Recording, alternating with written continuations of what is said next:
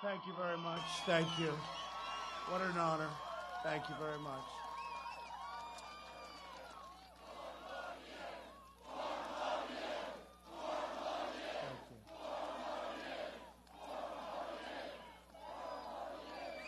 Thank you very much. Thank you.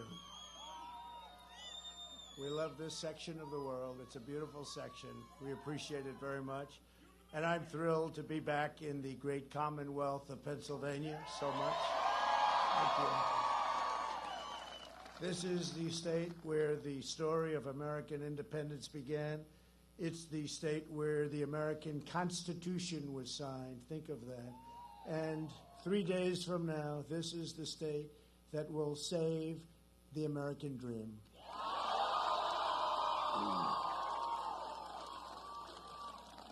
On November 3rd, we're going to win Pennsylvania, and we are going to win 4 more years in that very beautiful White House. We're gathered today in a very special place. In the harrowing days of December 1776, when the American Revolution seemed lost, General George Washington made his headquarters at this Bucks County farmhouse to plan his famous crossing of the Delaware. On Christmas night, he led what remained, and remained, very little remained, of that ragtag Continental Army on a daring midnight raid. It was a tough night. It was a violent night. They marched through 9 miles of ice and snow, many without boots on their feet, leaving a trail of blood in their wake. At dawn, they seized victory at Trenton.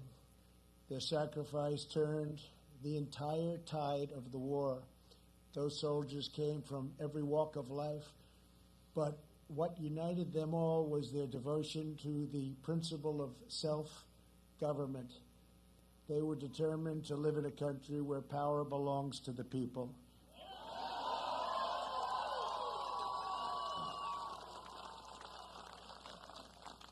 That priceless inheritance is at stake just 3 days from now, and a great red wave is forming. As sure as you're there, as sure as we're here together, that wave is forming, and they see it on all sides, and there's not a thing they can do about it. This is the fundamental question facing every voter in America. Do you want to be a nation ruled by the corrupt political class, or do you want to be governed by the American people? I ran for office 4 years ago because I could not sit by and watch any longer as a small group of Washington insiders continued to get rich, bleeding America dry. You're just bleeding America dry. Think of it. Closing our factories, opening our borders, outsourcing our industries, and letting foreign countries ravage our middle class. Career politicians spend trillions of dollars fighting foreign wars while letting our own cities crumble and decay. Here in Pennsylvania, you know this bitter and very painful betrayal all too well, better than most. The corrupt Washington class launched an economic war against this state. For decades, they targeted your steel mills, shut down your plants, and sent millions of your jobs overseas, all while lining their pockets with special interest cash, and no one embodies this betrayal and treachery more than Joe Biden.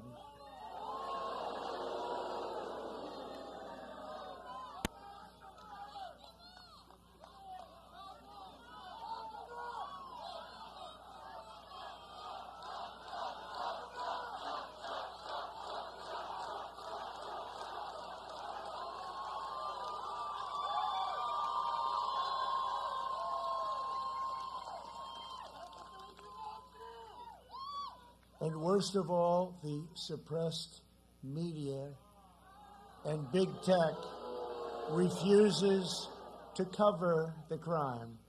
They refuse to cover. We've learned so much over the last 2 weeks.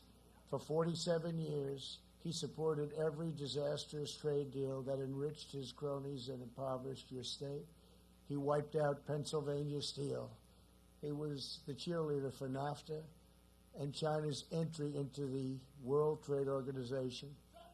Pennsylvania lost 50% of your manufacturing jobs after those Biden disasters. Then Biden pushed the job-killing Paris Climate Accord, an economic nightmare for Pennsylvania miners and every worker in our country. He backed TPP, which would have extinguished the American auto industry forever. Forever. These betrayals not only made Biden's donors rich, they made his family rich. And as we know, he profited from the misery of unleashed work and horror given to Pennsylvania workers. He made a lot of money, and his family made a lot of money, and nobody knew about it until just recently. At the debate, I looked at him and said, "Joe, you were here for 47 years, and you left only 3.5 years ago. Why didn't you do these things that you want done? Why didn't you fix it, Joe?" And as you know, because I assume a number of you watched the debate,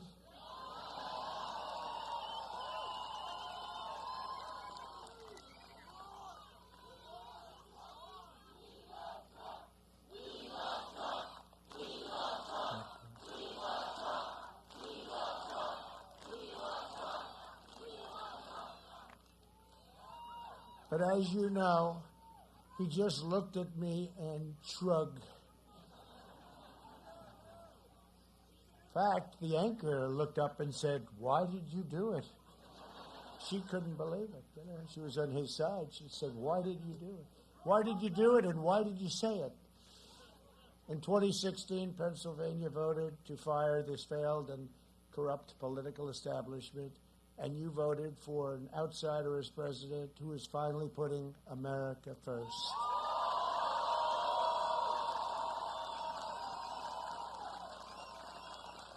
And if I don't look like a typical politician, that's very simple. It's because I'm not a politician. If I don't always play by the rules of Washington and the Washington establishment, it's because I was elected to fight for you, and I fought harder for you than any president in the history of our country.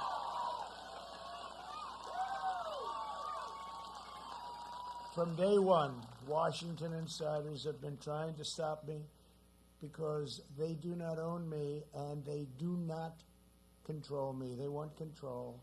They don't like what I'm doing. They don't like what I've said to the big pharma, the drug companies, the number one lobbyist in the world, number one lobbyist in our country. They didn't like that I instituted favored nations so that we now pay the lowest prices in the world for prescription drugs instead of the highest prices in the world. If these corrupt forces succeed in electing Joe Biden, Washington will see to it that another outsider never becomes president again. It'll never happen again.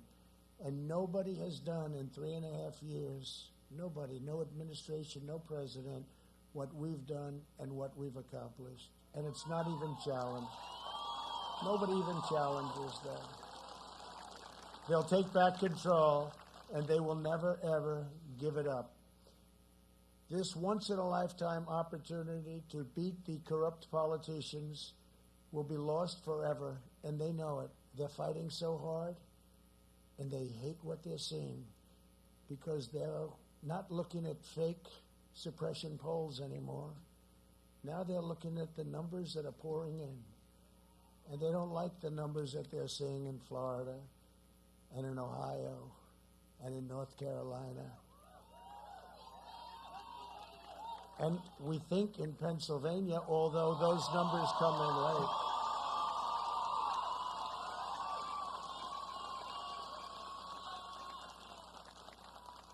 We think in Pennsylvania, they don't like it. They don't like it. They don't like what they see. And I just want to tell you that we have really, things have worked out so well for our country. Nobody had any idea that anything like this could ever happen. If you look at what's going on with, over the last 4 years, we've been building the biggest, strongest, and most secure middle class in human history. We built the most powerful military anywhere in the world.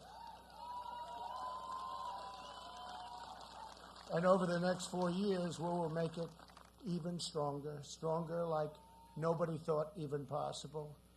Do not be intimidated by our opponents' angry and menacing tone, because if we were, we would never have been able to accomplish what we've accomplished. In truth, they are actually terrified of you, the people. They're terrified. They're terrified that you will discover that you have the power to end their corrupt rule once and for all. We have to do it. When you see what's going on, we have to do it. We don't have a choice. Somebody said, "Do you enjoy this?" I said, "It's not a question of enjoyment. Believe it or not, I do. I shouldn't. Have to go check something, but I shouldn't." But, today we're doing 3 rallies. Tomorrow we're doing 5, and the smallest crowd will be 25,000 people. And then on Monday we're doing 5 or 6. And I can't tell you what's going to happen. I think we'll just go home and rest. But they don't get to decide this election. This is your choice. You have to be very careful. You have to be very, very careful, especially in this state, more than any other state. They say you have to be very, very careful. What happens in Philadelphia, we have to be everybody has to watch, vigilant. Your decision, your future is at stake. As your president, I don't answer to the special interests of no interest in me. I don't take instructions from donors and lobbyists. I don't care about them. I don't care about them. I don't take my orders from the media, or as I affectionately call them, the fake news media. And as you know, they've turned out to be far more fake than we ever thought.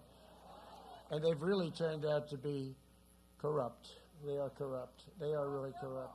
The word fake is not strong enough, especially after what we've seen, where stories, major stories, the biggest story anywhere in the world is absolutely not covered. It's hard to have scandal when you have no coverage.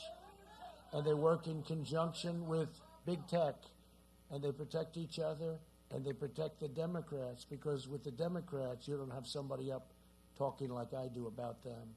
So they can do whatever they want, and this will only lead to very bad things. I do what is right for America. I do what's right for America. It's made me a lot of enemies in Washington, but I wear their opposition as a badge of honor. Winston Churchill once said that it was a nation that had the lion heart. I had the luck to give it the roar. I gave it the roar, and there was a roar, and people hear it all over. They heard it 4 years ago, loud and clear. Probably the biggest thing to happen. They talk Brexit, they talk numerous things, but this is always number one. What happened? 2016, and I will say, 2016 was an incredible, earth-shaking event.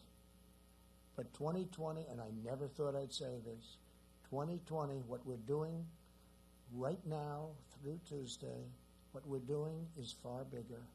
It's far bigger. I never thought I'd say it. I never thought 4 years ago, and you never did either, somebody would say that this is going to be the most important election perhaps in the history of our country. It's really amazing. The greatest threat to American democracy is the concentration of power among a small group of unelected special interests, the big tech CEOs who have been put in a position by us giving a law to them, Section 230. We've given them that power. And you know, that can be taken away. That can be taken away. And probably has to be taken away. I see it better than all. I see it so obviously. I see it because of what I do on social media. For me, it's very easy to see. I see things that nobody would believe. The corporate media and the mega donors in Washington and Silicon Valley, they're all lining up behind an opponent that's going to do whatever they tell him to do. That's sleepy Joe Biden. It could have been the greatest. You know, if you look, we look at the amount of money that he has raised, hundreds of millions, $300 million 1 month. But I could have been the greatest of all time. I could have been the greatest political fundraiser because as president, all I had to do is call Wall Street, the big banks. I could have called the oil companies. I could have called all of the big companies. And every single one of them, and I know many of them, would have given me whatever I wanted. But I chose not to do that. And we did plenty. We have plenty. You can only buy so many commercials, you know. When the airways are full and you can't buy any more, I'm saying, where are we going to spend it? Although we did spend, in our case, a lot on ground game, which they, I think, forgot to spend. As much money as they have. They're screaming in Florida, where's our ground game? Where's our ground? Well, it takes a long time. You know what? It took us a year and a half to build that ground game, so we'll see how it all works out. But they didn't do that. They decided to go a different route. But they took in massive amounts of money. I could have taken in much more than that. They did $350. I could have done that within an hour. The president is calling. He'd like you to send $25 million, please. Who's going to tell me no? Nobody.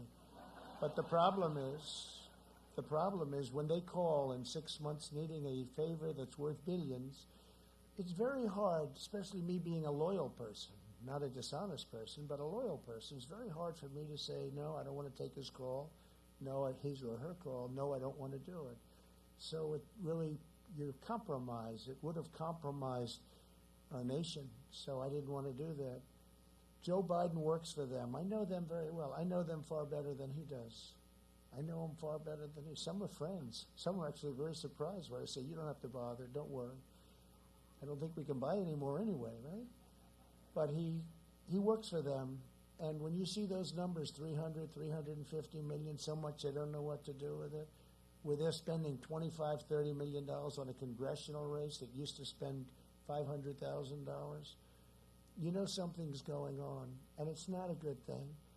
And it's not the way I want to work. This was one opportunity to do something special. This isn't a company. This isn't making some money. This is one opportunity to turn our country around. And we're not going to blow it.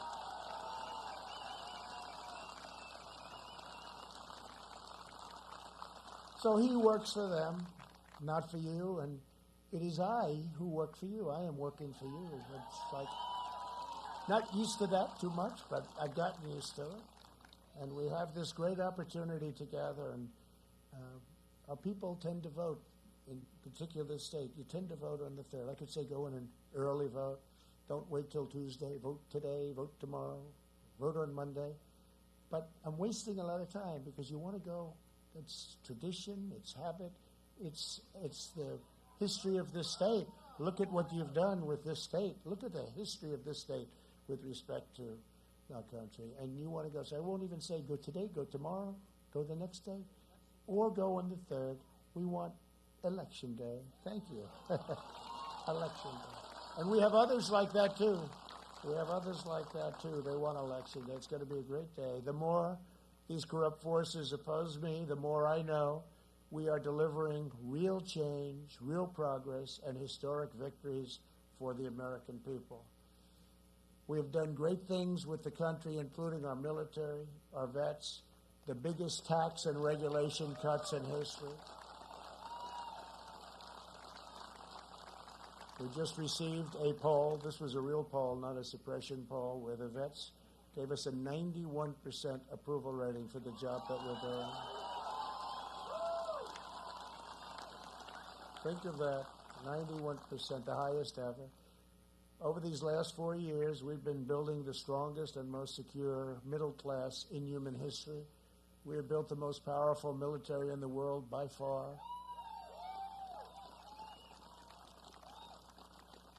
Nobody has ever built what we've built. And when I came in, we had a depleted military. We had old planes. We used to get parts by going to the airplane graveyards and taking the old parts out of old planes that were sitting there rusting in the sun and crazy weather where they store them in the deserts. And that's what we were doing. We had a terribly depleted military. And now we have the best equipment anywhere in the world by far, all made in the USA. And as I say, we are the envy of every world. We are the envy of every world power. From China to Russia, North Korea, they look at us and they say, wow, what they've done. New jets, new fighter jets, bombers, tanks, missiles, rockets, nuclear. And just hope to God we never have to use it. Hope to God we never have to use it, but it's less likely that we'll ever have to use it when we have it. Okay? When we have it. We were in very bad shape militarily. A general came to see me, highly overrated general came to see me actually. One of the world's most overrated generals, and he said, sir, we have no ammunition. Right at the beginning, you know what I'm talking about, because we could have had conflict. He said, sir, could you hold it off? We have no ammunition. And I said, General, no president should ever hear that statement again. We have no ammunition. Well, now we have so much ammunition. Our problem is we have no storage. And over the next 4 years, we will make it even stronger. It's going to keep us safe. Last night, our brave special forces rescued an American hostage in a faraway country.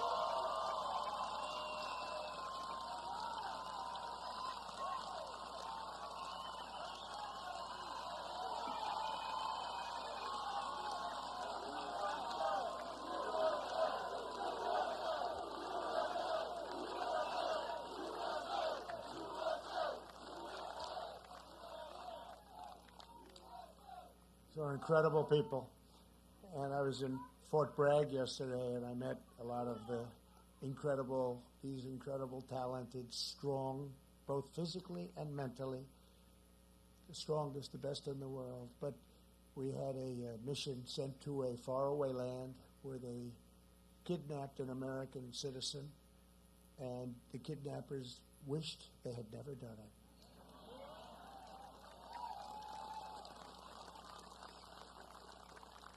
And they went in with a large group, 0 casualties. We got our American citizen, young man, we got our young man back.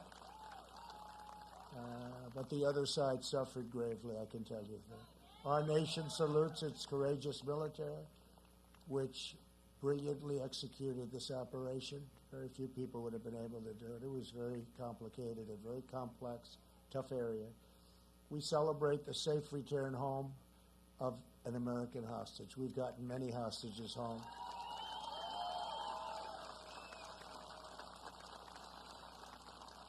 And I pay nothing, can't pay.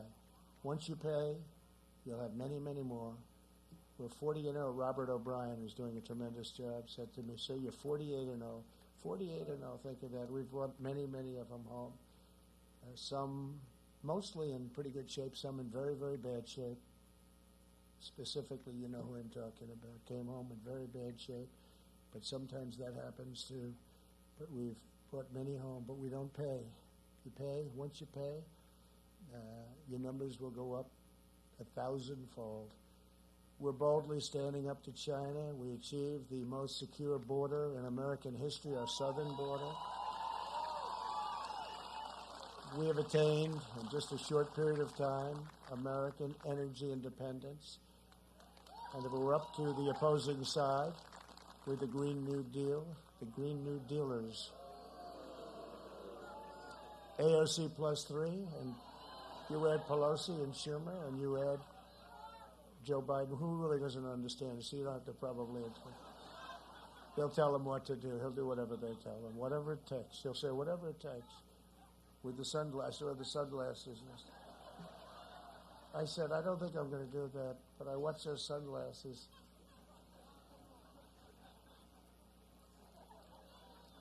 I don't know. To me, it didn't work. We're bringing our jobs, our factories, our wealth, and our troops all back home. They're all coming home. They're all coming home. And instead of endless wars in countries that even you very sophisticated people in some cases have never even heard of, we're achieving one historic peace deal after another. If you look,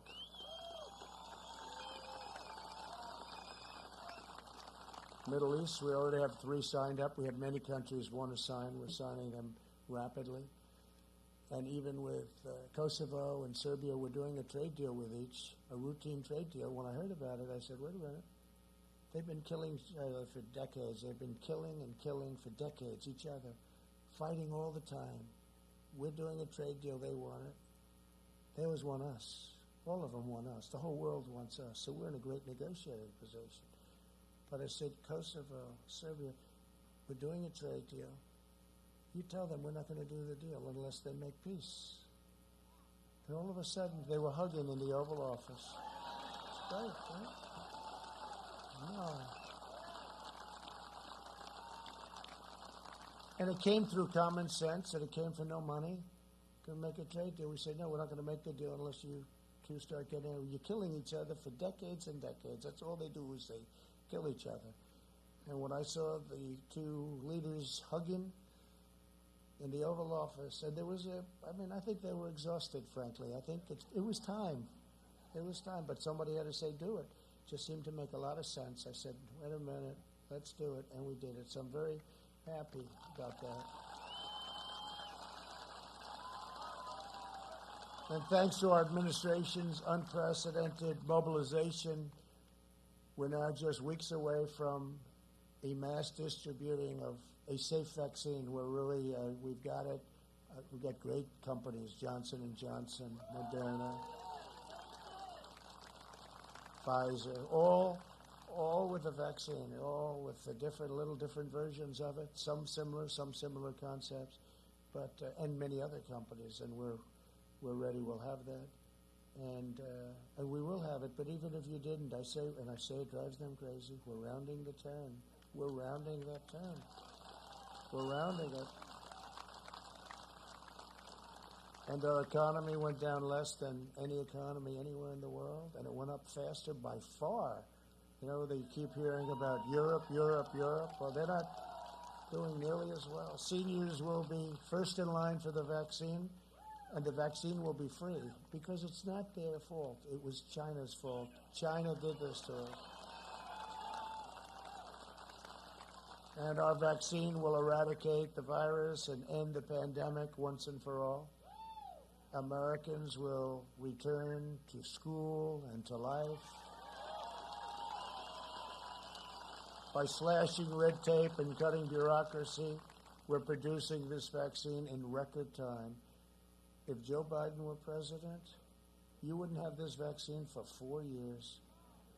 And he had his chance with the H1N1, he calls it in reverse, swine flu, which was a disaster. We've moved heaven and earth to produce the vaccine ahead of schedule and manufacture hundreds of millions of doses in advance, all ready to be shipped, and we have our military is going to be shipping it.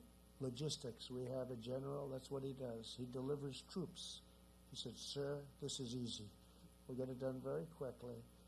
It's the most advanced medical operation anywhere in the world and in history.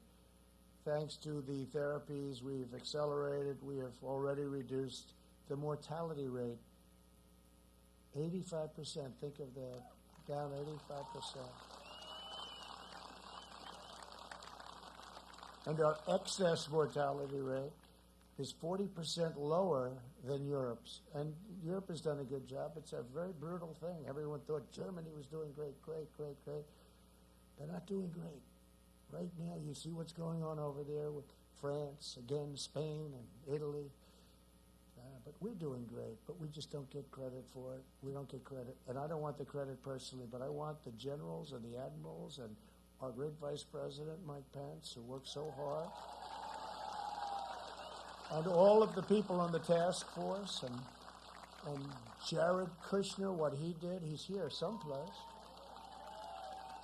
But he was fantastic on the ventilators. You know, ventilators are very, very complex. Oh, look at that, Jared. And he wants no praise. He couldn't care less. He truly couldn't care. Thank you, Jared.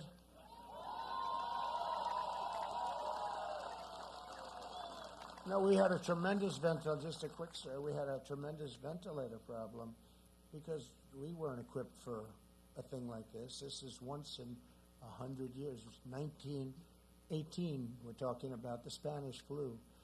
And we weren't equipped for that. And all of a sudden we're getting calls. We need 40,000 ventilators, like in New York. They needed far less than that, but they needed many, many ventilators. And other states are calling. We need ventilators. And it's a very complicated piece of equipment, as you can imagine, with pipes going down, heavily computerized. And people didn't know what to do, making them on a mass scale like this. Hospitals had very few of them. And Jared called up some of his genius friends. His brother's one of the most important people in Silicon Valley, smart family. They called up and they had these super brilliant young men come in. I mean, some of them were wearing undershirts. They were wearing a baseball cap. How much are you worth? About $1 billion, sir. Still, they had founded companies, sold their companies, but they were brilliant. One of them had roller skates on. And they wanted to throw him out of the White House. They said, sir, there's a kid here, undershirt and roller skates. I said, yeah, he's worth $2.5 billion. But Jared called a whole group of people down. And to them, to us, to all of us, a ventilator is very complicated. To them, it's like the simplest machine they've ever seen. And they went to the automobile companies where they had excess plant capacity, and they went to various companies, and we started producing, within a short period of time, ventilators. And this story is just never told, and I don't think I've ever told it, not in this detail. We started producing ventilators in a short period of time at a level that nobody thought was thousands and thousands of months. Nobody thought was even possible. And a relatively short period of time after that, all of our hospitals were sent tens of thousands of ventilators, tens of thousands of ventilators. Great companies, very big companies, the car companies, very big companies. They did a fantastic job. They'd line up with a small ventilator company. And we make the best ventilators. I mean, they say they're the best. And they were sent all over our country. And think of it, and that was done so quickly. But these brilliant young people were able to do it. Regular people you could never do a thing like this. So we made thousands a month, and not one person, think of this, in our country, not one person who needed a ventilator didn't get a ventilator. How incredible is that? But they won't tell that story. That's not me. That's Jared and a whole group of very brilliant people, together with the military and with a lot of our great companies. We've had a tremendous relationship. It's the biggest mobilization since World War II, and it was an incredible job. Now what we're doing is we continue to make thousands a month, and we're sending them to foreign countries who are desperate for ventilators and would have no idea. There would be no way they could ever get them, including, we send them to France, and we send them to Spain and Italy, but we send them to countries in Africa who are really having a terrible hard time. And we're sending thousands of them to other countries. And I just think it's a tremendous story. And it's something that we did that we're very proud of. And it's something that nobody talks about. You don't hear the word ventilators anymore. You know why you don't hear about it? Because we solved, there was a period of time, ventilators for 3, 4, 5 weeks until they sent these super geniuses. And for 3, 4, 5 weeks, all you heard about was ventilators, ventilators, ventilators. Well, we took over something. The cupboards were bare. They were bare, or essentially bare, but they were bare. And the hospitals in the States, the cupboards were bare too. Nobody was prepared for a thing like this. They could have been, they should have been. But now all over the world we're sending them, and I think it's just a tremendous story. I really do. It's a story that's untold. You'll probably never hear about it again.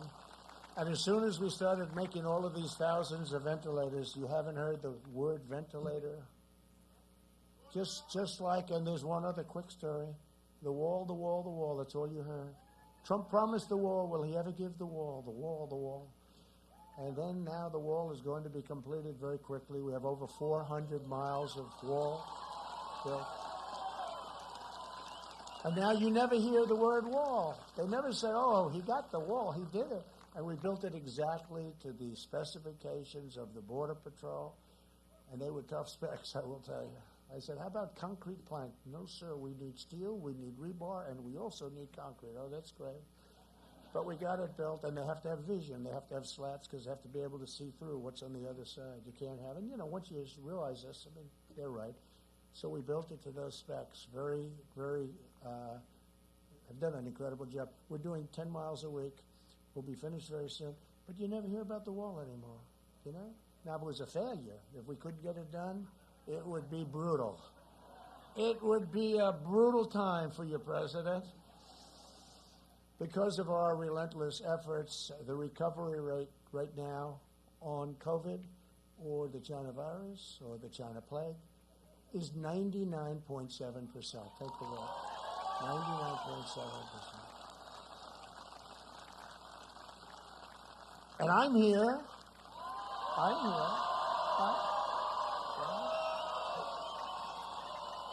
here. And these two great people whose property we're using today, what a historic property. And all I know is they said, we just drove up the road, they've been here a long time. But not as long as George Washington, right? But they've been here a long time, and they said, and you probably, many of you said, do you see the crowds along, it looks like Broadway, except it's slightly more picturesque. Slightly more picturesque. But it's thousands and thousands of people lined all the way down to the highways. It's incredible. And they're all waving flags. Most importantly, they're all waving flags, and they're proud of our nation. And I guess it has something to do with Pennsylvania. I'm going to be here all day today. But it's a beautiful sight, and they were very proud. And thank you very much for everything you've done. We're allowing younger, healthier Americans to resume normal activities while strongly protecting the elderly and those at high risk. And we're making the powerful antibody treatment that I received available to anybody that needs it free. Free. Wasn't their fault. But I had that, and I didn't feel good. I said, what's going on? And test positive. And I'm the president of the United States. I couldn't burn myself in a basement of the White House, as nice as it is. I actually got to see it one time. It's very nice. Like you would expect. It's a beautiful basement. It's in the White House. Very solid basement.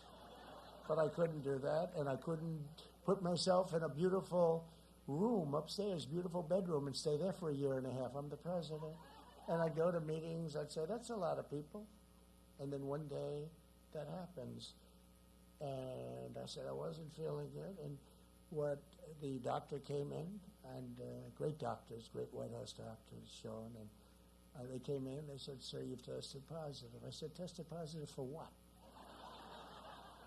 And they said, for COVID. He actually used the term COVID. He's more politically correct than I am. He said, that's not good. But I didn't feel good, and we went over to Walter Reed Medical Center, which is phenomenal. I see the work they do in young men coming back so bad, and women so badly wounded. I see what they can do, and nobody can do what they can do. And Johns Hopkins was great. We had a lot of doctors gathered around, but I didn't feel good. And they gave me something, Regeneron, and Eli Lilly makes a very similar kind of a thing. The concept is based on antibodies. And I woke up the next morning, and I felt so great. I wanted to rip that Superman shirt open. And I wanted to come back. I wanted to start doing a new trade deal and campaigning simultaneously. They said, sir, how about taking it easy for a couple of days? But No, it's incredible. What we've been able to do is, and I don't even know, maybe, now I'm saying, well, probably wasn't the drug. It's just that I'm in such perfect physical condition. And I'm very young. If you're young. So I said that, and CNN got very upset with that right there. The camera just went off, the light. They got upset. They said, he is not young and he is not in perfect shape. I said, I'm a great physical specimen. They didn't like it when I said that. They don't like those kind of things. No, but I don't know. Maybe I helped. I don't know. But I can tell you, it's incredible what they've been able to do. And I think it did help a lot, frankly, because I got out of there fast. I could have gone out a lot sooner, too. I wanted to go out almost immediately. They said, nice and easy, please, sir. But it shows you, maybe I serve as an example. First Lady got it also, and she's better. She's perfect. And Barron Trump, right? Barron got it. My young boy is 14 years old, and my young tall boy, I say, very tall. He's a good guy, good-looking guy and strong, so he has it. He says, sir, Barron tested positive also. I said, wow. Then I go, this was at the beginning, I say to the doctor about 12 minutes later, doctor, how's Barron doing? Oh, he's okay, sir. He sloughed it off. I said, you know why? They're young and the immune system works. That's why I say, get back to school. Get back to school.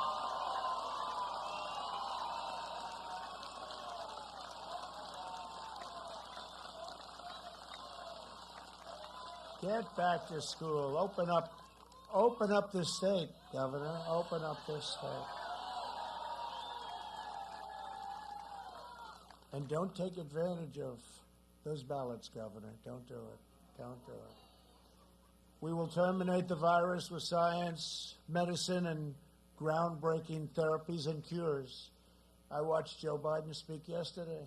All he does is talk about COVID. He's got nothing else to say. COVID. We agree. We agree. It's serious. So we've done an incredible job.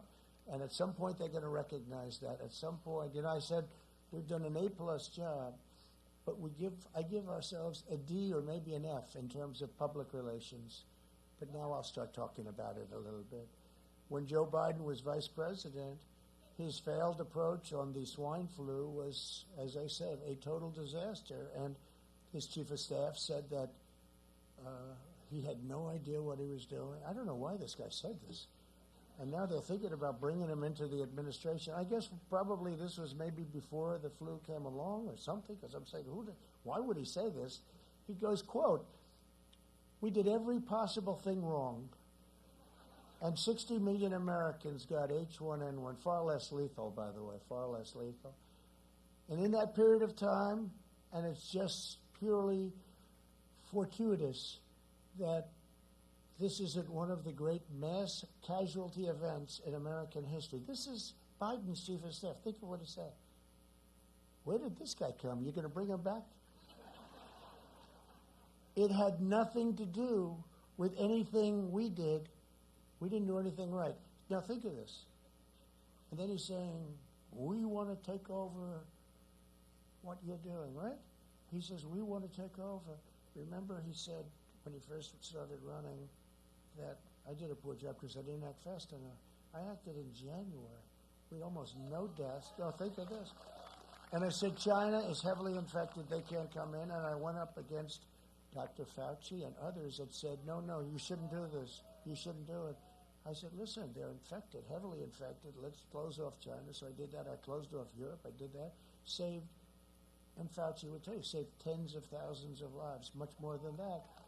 And then when you think, okay, I mean, we saved thousands and thousands of lives. And then Biden was campaigning.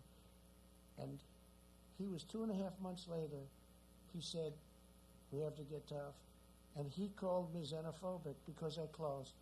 2.5 months later, then he runs, and he said, he should have closed the country earlier. I said, I don't think he's going to get away with that. And let's see what happens on November 3rd, because if something happens that's wrong, where he did, then he did get away with that. Now, here's a guy not the smartest guy out there, and he never was, but now in particular, he's not doing too well. But here's somebody that says that I didn't act early enough, and for 2.5 months he was scolding everybody, saying that they shouldn't have closed off China, they shouldn't have done, and that nothing bad is going to happen.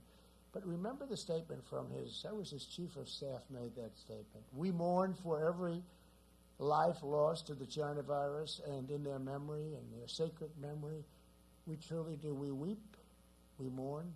It should have never happened. We will defeat the virus and emerge stronger and more unified than ever before. That's all we can say. We're going to be more unified than ever before. Our economy is now surging back faster, better, bigger, and stronger than any nation on earth. We just had the best quarter of economic growth ever recorded by more than double, a 33.1% increase, more than a great number from 1952. That was the number we bet, but more than double. And you know what? The press is refusing to talk about it. It's not even a major story. It was, one of the analysts said today, it was the greatest economic number that they have ever seen. Okay, GDP up 33.1%. That means it grew 33 in a quarter. And the press barely mentions it, not even on the front page of newspapers, because that's the game they play. It's suppression. That's why we have to win. We can't let them do this. We have to win. This was according to a certain very important person, and Larry Kudlow, who's a terrific guy, and other people. So this is the greatest financial number probably ever recorded in our country. Think of that. That's a big statement. And double, more than double, a number from 1952. And it's barely covered. And that's only for one reason, because they want us to do very poorly on November 3rd. They don't want to tell the American public about this. The one advantage I do have is I do have a way of getting the word out. But it's very tough where they pick it up. Even this, they won't pick this up. I made a statement, strong statement. They won't pick it up because it's good news. They'll fabricate stories. They'll make up false stories. They'll put you number one on Twitter all the time, 20 stories that aren't trending. These stories are so boring. They'll make up, the Times will write false stories all the time, and they'll put them, and yet they won't talk about the Biden corruption. They won't talk about where's Hunter, and they won't talk about, don't feel bad, the cameras are all off, don't worry, we just lost the last camera, I'm sorry. But they won't talk about the fact that Hunter got $183,000 a month to sit on a board of Burisma and got $3 million, perhaps $3 million up front. They won't, who had no job, who had no experience in energy. They won't talk about the fact that the wife of the mayor of Moscow gave him $3.5 million, right? For what? They won't talk about the fact that the father went to China in Air Force Two. Where's Hunter was with him. I put his first name, his real first name is Ware. We're going to make it Ware. Yeah. Where's Hunter was with him. And in 10 minutes, he walked out with $1.5 billion to manage, which is millions of dollars in fees, millions and millions. And they won't talk about the fact that he was going for the big one next with China. He asked for $10 million a year for introductory purposes. In other words, he was going to introduce people. $10 million a year. This is a payoff. That's all it is. And they won't talk about the fact that the father was the big guy. To me, he's not a big guy. He's not a big guy. Little guy. He's very slight. Remember when he said a year ago, he said, I'd like to take him to the back of the barn? That's okay. I went like this. I'll take him to the back of the barn.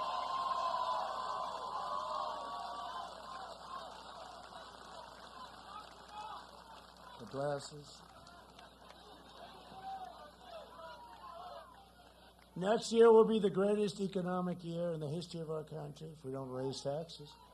If Joe Biden is elected, he will delay the vaccine, prolong the pandemic, close down schools, and impose a nationwide lockdown. That's what they're talking. Can you imagine going? And we're making the greatest comeback of any country by far, and they're actually talking, he's talking about a lockdown. He has no clue, but he's talking about it. That's his only plan, to make you a prisoner in your home, a prisoner in your own country, and under the Biden lockdown, the recovery will be totally killed. The economy will crash. Country can't afford it. The people can't afford it, but country can. Can you imagine? I mean, your state has to open up, too. All Democrat governors, you, Michigan, North Carolina, I mean, they're all Democrat governors, and they're probably doing it because they want to affect the election. You know, they're probably doing it by November 4th, they'll announce, we've decided to open up Pennsylvania. The Commonwealth of Pennsylvania will be opened on November 4th. You know? No, because it can't be. They can't be so stupid, what they're doing to people. And the countless people that will die from depression and drug overdoses and suicide and abuse and really a deferral of medical care. There'll be no school. There'll be no graduations. There'll be no weddings, no Thanksgivings, no Christmas, no Easters, no 4th of Julys. There'll be nothing. Will be nothing. And you know, one thing we've learned very recently, everyone likes the computers and the laptop, and we can learn from the computer, you don't have to go. Well, now we've given it the all-time mass test, right? A child being in a classroom, or if you're older, a campus, even a college campus, but a child being in a classroom cannot be replaced by a computer. It can't. It doesn't work. It's no good. And they're losing, you know, potentially years out of their life, and it's the important years, it's the development years, but the computers don't work. They're okay, but they're a small percentage, and that's come out loud and clear. Telehealth, great, it's been incredible. I think it's a 7,000 increase percent, and telehealth has been really great. It's going to have a great future, but not education. They have to be in their classroom with other students, and they have to find their way in life. And no future, this is no future for what they're doing in Pennsylvania, what they're doing in other states. This is no future for American youth. It's going to have a long-term impact on them. Biden's plan will destroy America. My plan will destroy the virus and make America greater than it's ever been.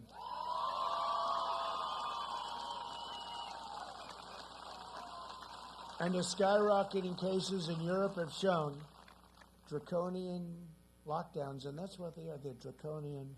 Do not stop the virus. They've done it. Italy was so locked down. Now it's starting all over again. They just don't. It's a terrible thing that was unleashed on us, and we should never forget what happened. We should never, ever forget that China could have stopped it. They stopped it from going into the rest of China, but not from going to Europe, the United States, and the rest of the world. We can never forget it. But the far left is determined to lock down America because what they crave more than anything else is power and control over you. Joe Biden has made a corrupt bargain in exchange for his party's nomination. He has surrendered his party to the radical socialists, left-wing extremists, anarchists, looters. Today's left tolerates no challenge and allows no dissent. You see that. They have it locked. They have it locked down. That's the ultimate lockdown. You can do horrible things, or you can do nothing wrong, and they'll put in phony stories. I'm actually a victim of the opposite. I'm just thinking of that while I'm talking to you. They do phony stories that are totally false, and they'll put them up, and there's nothing you can do. There's nothing you can do except explain it away. If you disagree with them, they try to humiliate you, smear you, and cancel you. Cancel culture, right? They control Joe Biden, and he's so easy to control. Just like they control every Democrat House member and every senator. They purge newsrooms of reporters who do not swear allegiance to their false narratives. You've seen some reporters are extremely upset. They end up getting absolutely decimated. They censor stories that reveal the corruption of their chosen candidate. This is what's happened now, and nobody's ever seen anything like it. Everybody knows that it's It's incredible. Nobody's seen anything like it. You don't read anything. You go to the Times, there's no story in it. You go to the Washington Post, you go to ABC, you go to NBC, the worst of all, in my opinion, NBC. The home of The Apprentice made them a lot of money over the years, right? But they were bad. They were very bad. CBS has been terrible. CNN is just absolutely ridiculous.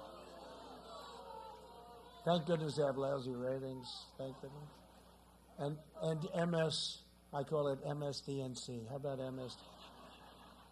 No, what they do is just absolutely, it's not even thinkable. It's not even to be believed. They totally close it down. And you can't have scandal when nobody's reporting about it. And the level of power is pretty incredible. And I heard this 4 years ago. Sir, you cannot compete with big tech. You cannot compete. The networks were against. It was the same group. And then I won. I said, see, they're not very powerful, but you know what? They are. And now they're at a level that nobody's ever seen before. Nobody, and they're blatant about it. Now they just say, we're doing it. We don't. New York Times, they apologized to their subscribers because they were losing tens of thousands of, after the last election, tens of thousands of subscribers. And they wrote a letter of apology. I couldn't believe it. And they really got good for about 2 weeks. And then they got worse than ever. I mean, it's every day a phony story after story after story. They have a story about taxes. I don't pay taxes. And I just call my people, what do I pay? Oh, no, you pay many, many millions of taxes, sir. But you prepay your taxes. Oh, well, why aren't they mentioned? I prepaid millions and millions of dollars of tax. I prepaid. That's worse than paying taxes. I'm prepaying. I say, why do we prepay so much? Because these are estimates. When you're negotiating taxes, these are estimates. You're prepaying estimates. How much? Many millions of dollars, millions and millions. But they don't do that. We call them, we tell them, and they say, well, that's prepaid. Well, prepaid is worse than, right? I mean, how good is that? We're prepaying. But they don't put that in the story. These are very corrupt, very dishonest people. They tell you that rioters are peaceful protesters because you're not allowed to have. I had it yesterday in Minnesota where we're going to have over 25,000 people. And the governor of Minnesota, radical left Democrat, and the attorney general, they said, no, the most you can have is 250 people. To my people, they said that. And so my people said, so we're going to close it down. We had thousands of people. I don't know, you probably all saw it last night. Tens of thousands. We're going to have 25,000, 30,000 people. And don't forget, they've done a terrible job in Minnesota where they let Minneapolis burn down. And they could have called us a lot sooner. We went in, took us about, 25 minutes to solve the problem. No, we could have gone in there. We were willing. We called them. We were willing to go there immediately instead of having everybody running away. And they have a very good police, or they had a very good police force, but they don't let them do what they have to do. And they shut it down. They said, no, you can't have 25,000, but you can have 250 people. And I said to my people, no, let's go. Let's speak in front of the 250 million. What I didn't know is that thousands of people were going anyway. They just went. They just went. And I think that had I done a regular rally with, because we're getting 25, 30,000 people, getting much more than that at some. Nobody's ever seen anything like this. Laura Ingraham had a show last night. She said, I've worked for everybody. I've worked for Reagan, and nobody's ever seen anything like what's happening. It's a great thing. It's an incredible thing. This is supposed to be a little special speech, but you've never seen anything like it. Nobody's ever seen it.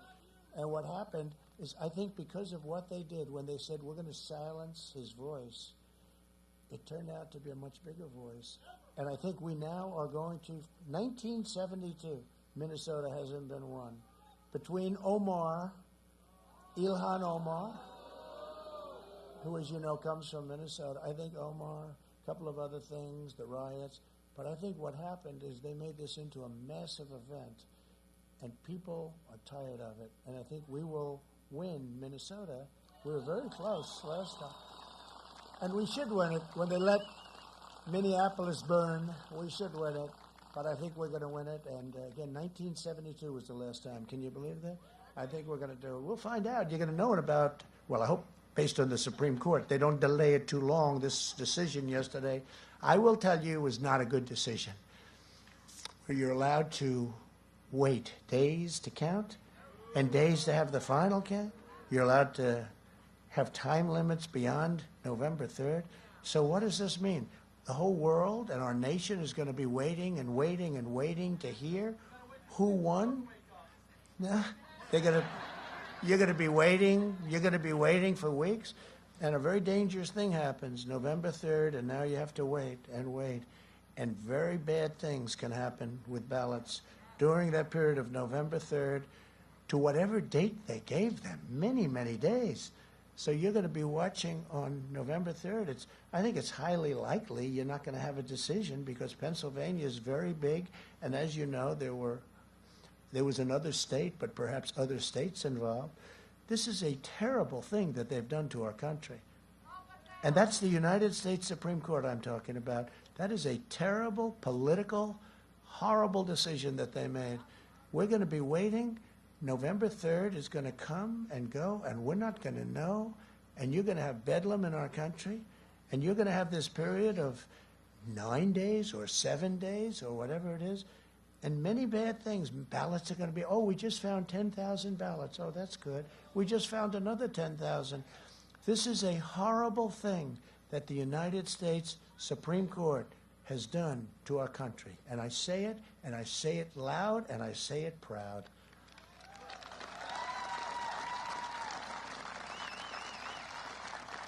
We have to know who won. We have to know who won. They tell you the police officers are villains. This is the group. And they're heroes. No. They even tell you that your children must be indoctrinated to believe that the heroes who crossed the Delaware were driven by hatred and malice. They change your history. A vote for Joe Biden is a vote to give this radical movement absolute power and unchecked control over every aspect of American life. Joe Biden, he's not all there.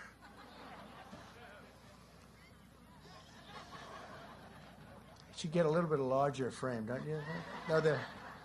No, I know those glasses. You got to get a little. I'll tell him. He doesn't want to have people look at that surgery on the eyes. It didn't work out. Joe Biden and the socialist left are absolutely convinced of their own moral superiority. I don't know if he is but they are. They are. He isn't. Look, let's face it. He's shot. Same guy. Who said that? Who said that was exact timing, right? You copied me from another space. While their agenda devastates the poor and the American middle class will be devastated. They support crippling shutdowns that crush the blue-collar jobs while they stay home and work. They close down your schools, your children, while they hire private tutors for their children. They ban you from going to church while they let left-wing extremists burn down your church. You can only meet if it's a protest. So you know what we do? Like even in this state, I call this a protest. Otherwise, they don't let you meet. You can't go to church, right? You can't go to church. What they're doing to our churches and our synagogues and all of that is just terrible. You see what's going on. Even when the church wants to go into a field and stay apart, they say, no, you can't do that. You know, it's like a terrible thing. They lecture you on the need for open borders that flood your cities with illegal drugs and gangs while they themselves live in walled-off compounds. They want to defund your police and confiscate your guns simultaneously while they themselves are protected with armed guards. No, we will protect your Second Amendment 100%. There is only one way to preserve, protect, and defend the American way of life.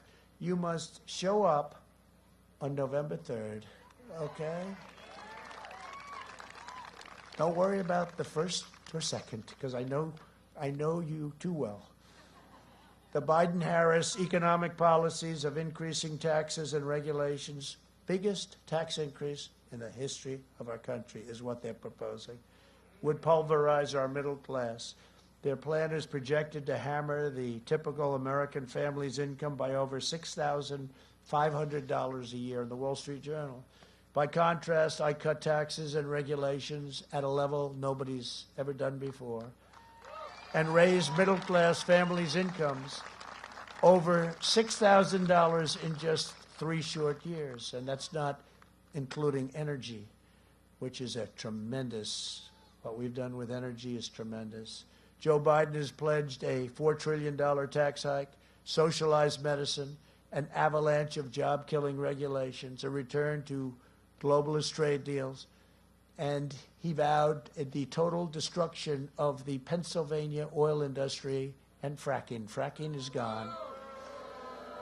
Fracking is gone. And he said that loud and clear for a year until he realized that he has to win in Pennsylvania. But fracking is dead because their side, it's dead. You saw AOC go out and say, no, no, no, you can't say that when Biden switched. And he never had one question from the press. How could you say it for a year and then all of a sudden switch when you walk into Pennsylvania? Now, fracking would be dead. Joe Biden's plan to abolish American energy is an economic death sentence for Pennsylvania. A vote for Biden is a vote to ban fracking and to send your state into a nightmare of poverty and depression. That's what's going to happen. It's your single biggest industry by far, probably 1 million jobs one way or the other. And what it would do to our country, because our country has low energy costs. You and Texas and others. Think of Texas. He's running in Texas. We're doing very well in Texas, but if you believe the fake news, they'll tell you, oh, it's very close. It's not close at all. And it wasn't close 4 years ago. Think of Texas. It's very close. He's against oil, he's against guns, and he's against religion. And then they say, Texas is very close. Think of that, right? He's against oil, guns, and God. Texas is very close. Too close to call. I don't think so. I think Texas is going to be very strong for us. Can you imagine going into Texas, say, we're going to take your guns away, and by the way, we're going to close up every oil well that you have? Well, vote for me. Vote for Joe. I don't think so. I don't think so. If Biden wins, there will be no fracking, no oil, no natural gas, no jobs, and no future. Under Biden, gas prices will explode, family incomes will plummet, and the fracking industry will be outlawed forever. Forever. With your vote, I will cut middle-class taxes even more. I mean, we cut them at the highest level in the history of our country, even more. And you saw what it did. That's why we're coming back so quick, because we have a strong foundation, a base. And I will always defend and promote Pennsylvania energy, and there will be no more lockdowns. We're not going to have lockdowns. We will never lock down again. Joe Biden would appoint the most radical left-wing cabinet in history. Beto O'Rourke will be in charge of gun confiscation. Elizabeth Pocahontas Warren will be in charge of the United States Treasury, according to what they say. AOC +3 will run the climate policy. I wonder if she ever even took a course in climate. I don't think so. Because it's the... I didn't say it, you did. This can only happen in Pennsylvania. Don't forget, I went to school here. You know, he likes to throw around the Pennsylvania thing. Look at it differently. He abandoned Pennsylvania. He went to Delaware, but I'm not blaming him. He was 9 years old or something, so we can't blame him for that, right? But he left Pennsylvania. Now, I went to school in Pennsylvania, as you know. Representative Ilhan Omar will be running Homeland Security. How do you like that? Who knows? I just said that one, but you know what? I wouldn't be surprised. Ladies and gentlemen, we're pleased to announce Ilhan Omar to run national security. She's going to be guarding our border, where we just had the best numbers we've ever had, by the way. People can come into our country. We want them to come in. They have to come in legally, and they have to come in through merit. Just imagine the insanity that will ensue if Pelosi is Speaker, Schumer is crying Chuck, Majority Leader, Kamala Harris. She makes Bernie Sanders look like a very strict conservative. You have Kamala, got to say the name exactly right or they excoriate you. So you have Kamala running the White House. Well, she already said that, right? She said that it's the Harris-Biden administration. He actually said that was scary. He said, under the Harris, I never did that. I never said under the Pence-Trump administration. And I love Mike Pence. You know what? But I said, Mike, that far we can't go. And I never said. But he said it, he made a mistake. He also said he's running for the U.S. Senate 2 or 3 times. He said, I'm a proud Democrat. This is like 3 or 4 times. I'm a proud Democrat running for the U.S. Senate. I want you to. And we said, no, Joe, you're running for president. Oh, okay. Is this whole thing, can you believe that this could only happen to me? And how are you doing? We're tied. We're tied. How the hell? How can I be tied? We're tied. He said 4 times. The other thing he does badly. Haven't done it yet. I hope I never do. But he'll be making a speech in Ohio. Ladies and gentlemen of Iowa, it's proud to be. The worst is when he's making one in Miami with the palm trees. The beautiful palm trees. Ladies and gentlemen of Ohio. No, he's made that many times. And you know what I always say? Winston Churchill was a great, great orator, right? Amazing orator. Amazingly because he was a stutterer in his life. He was a stutterer in his life. Became a great orator. You could give a speech equal to the best that he's ever made. And if you made the mistake in saying, welcome, like we're in Pennsylvania, it's great to be in New York. It doesn't matter how good your speech is. It's over. Just walk off. It's over. But he does it all the time, and nobody ever says it. No, he is shot. Under my leadership, we achieved, and he's not a nice person. You know what, if he were a nice person? They do commercials on me that are so false, like with the soldiers. That's the biggest insult to me of anything that's probably ever happened, like with the soldiers and other things. They're so false, based on a phony magazine, an Obama-type magazine that's doing badly. They did a commercial, and we notified them, and we had 26 witnesses, real witnesses, and every one of them is furious. But he's not a nice person. So because he's not a nice person, I don't mind saying exactly what I'm saying, which, as you know, is the truth. He was never considered smart in his prime. But now he's really off. And you can't have him as your president because he'll destroy our country. He'll destroy our country. And it probably won't be him because by the time he gets sworn in, he'll be pretty much like it'll be over. 25th Amendment, you think they were talking about me? No, they weren't talking about me. When she brought that up, they're talking about how to get Kamala in there as fast as possible. And nobody treated him worse than her. If you looked at the debate, now Kamala was failing fast. She was going down like a rock. Normally you pick somebody that's going up, not one that... She didn't even make it to Iowa, right? But nobody spoke worse about him, and that's the one that they picked. But they want to get the radical left.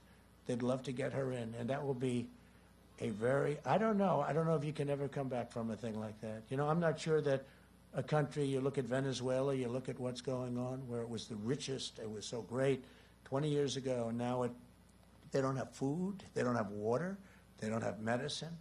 Under my leadership, we achieved the most secure border in American history, the wall. Biden's plan to admit unlimited low-wage foreign workers will slash incomes, surge unemployment, and devastate the middle class, all to enrich the globalist donors. As president, my only special interest is you. That is true. My only special interest.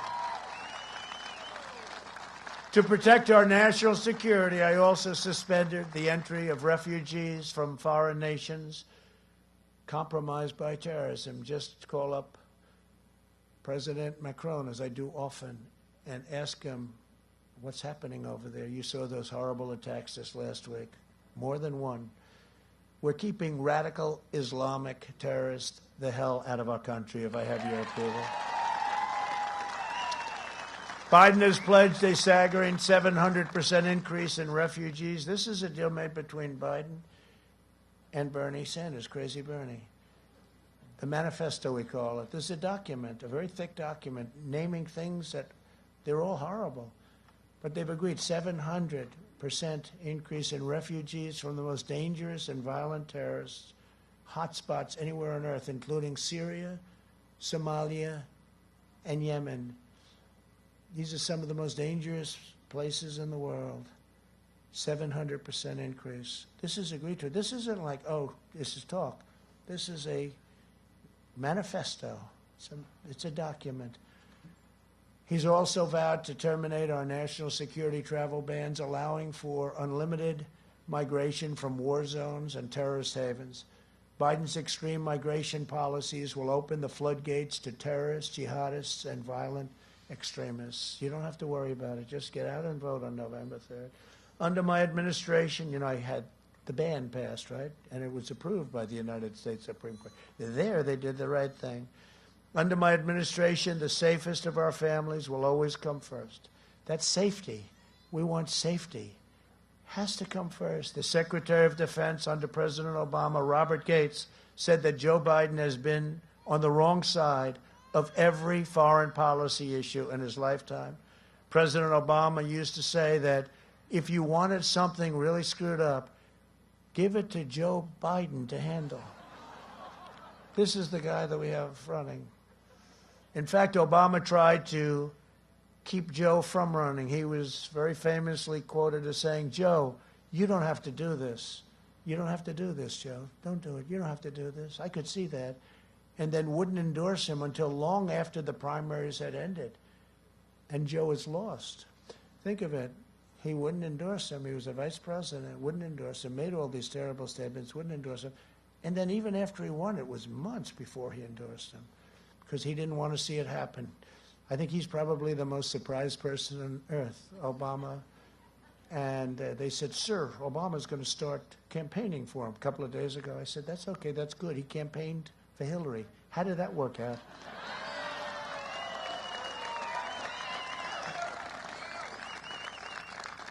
And his crowds are extraordinarily small, just so you understand.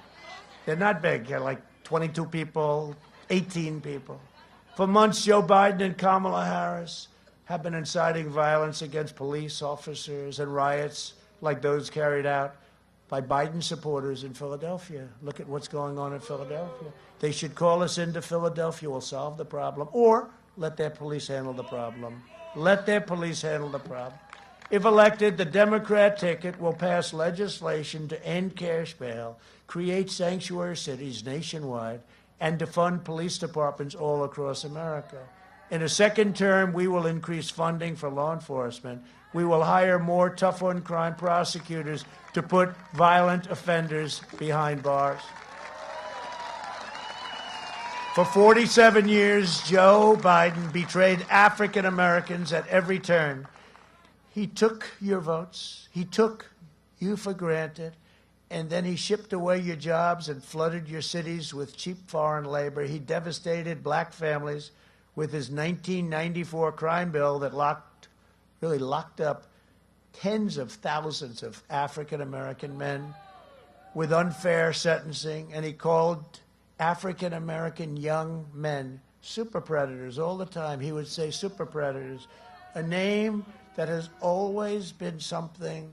There has been no name that they've hated more. They hated it with Hillary Clinton, and they hate it with Joe Biden. Super predator, the term super predator, that was his term. He forged close relationships with pro-segregation lawmakers, and his trade deals decimated the black middle class.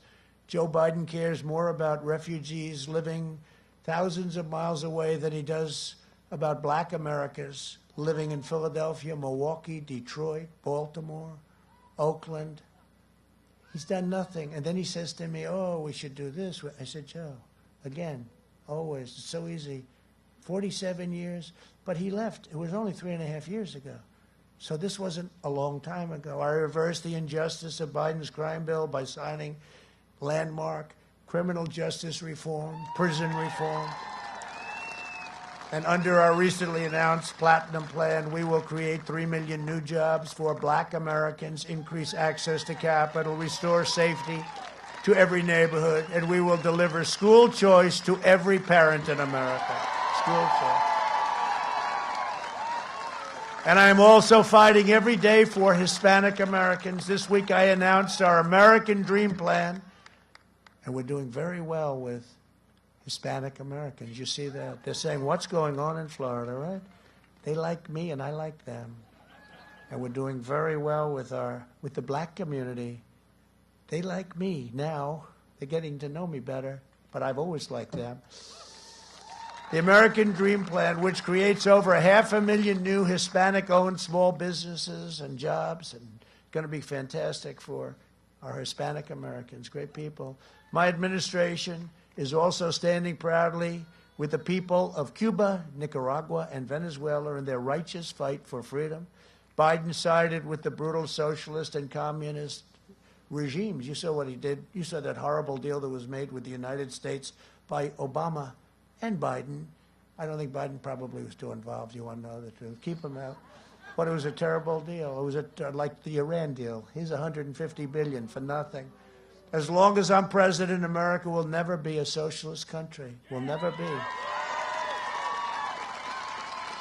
This year, I've laid out the boldest and most ambitious second-term agenda in history. We will create 10 million new jobs in the first 10 months. 2021, we will have 10 million jobs. Over the next 4 years, we will make America into the manufacturing superpower of the world. We will expand opportunity zones. We will bring home our medical supply chains. They're all coming home. And we will end our reliance on China once and for all. We will defend religious liberty, the right to life, and the right to keep and bear arms.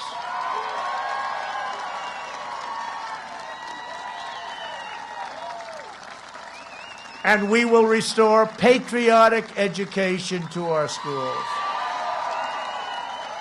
In our debate last week, Joe Biden said that America has, quote, never, ever lived up to our founding ideals, right? And he said it was an idea. It was just an idea that America's a great country. The United States is a great country. It's not an idea. It's a great country. Pennsylvanians know the truth more than most when you think of the great history of this state. From Washington's Crossing and Independence Hall in Philadelphia to the Quakers who ran the Underground Railroad, from the Union soldiers who lay at the rest, and you lay at rest. They lay at rest in Gettysburg. What a place, Gettysburg, one of the most beautiful places, and so gruesome for a period of time. Never fight uphill, my boys, right? He said, never fight uphill, me boys, never fight uphill. They fought uphill. To the workers of Bethlehem and Allentown who forged the steel that won World War II, America is the story of everyday citizens who have given everything to help this country live up to the highest ideals. My fellow citizens, you deserve a president who believes in America, a president who loves our country, and a president who loves you.